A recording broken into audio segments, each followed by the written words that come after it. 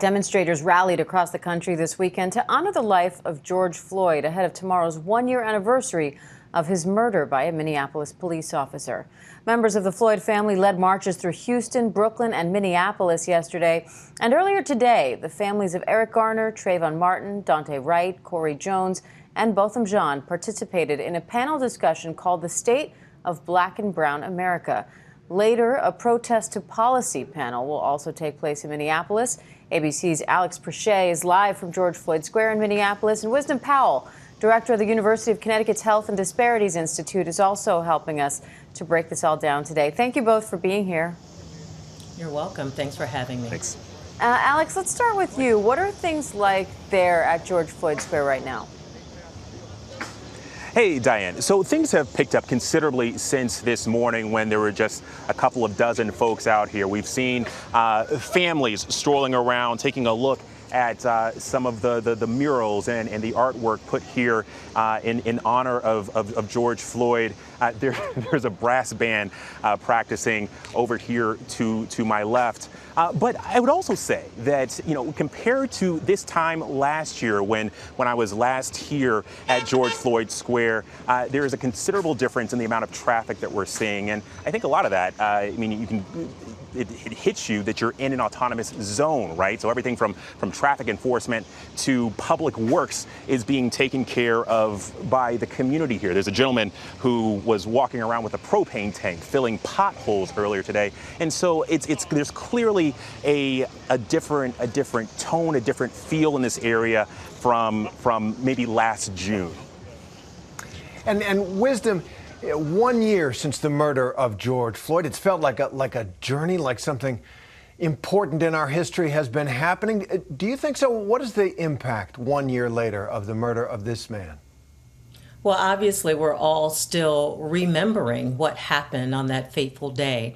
And certainly at moments like this, the possibility for anniversary reactions are quite pronounced.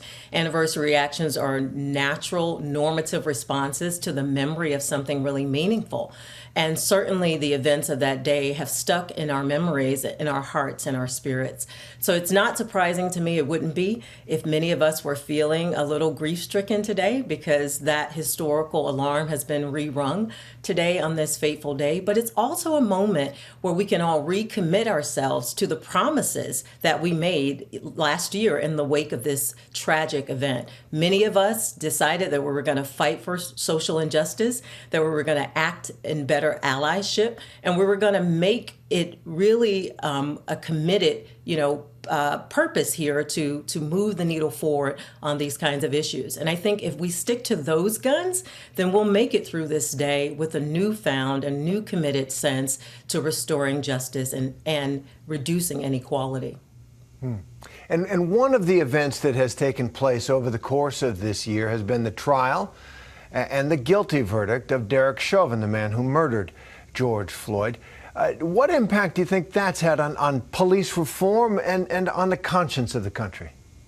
Well, I certainly hope that it's reminded us that there's still a lot of work that needs to be done. Certainly a guilty verdict and any political or legislative action following can go a long way in trying to heal us all collectively.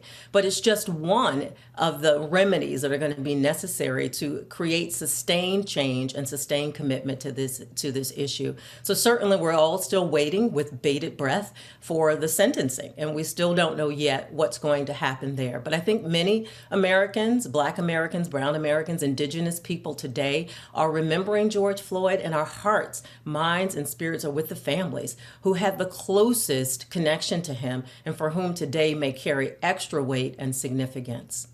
And Alex, President Biden is set to host members of the Floyd family at the White House tomorrow. Biden's goal was to have a police reform bill passed by tomorrow. So what's the status on that bill?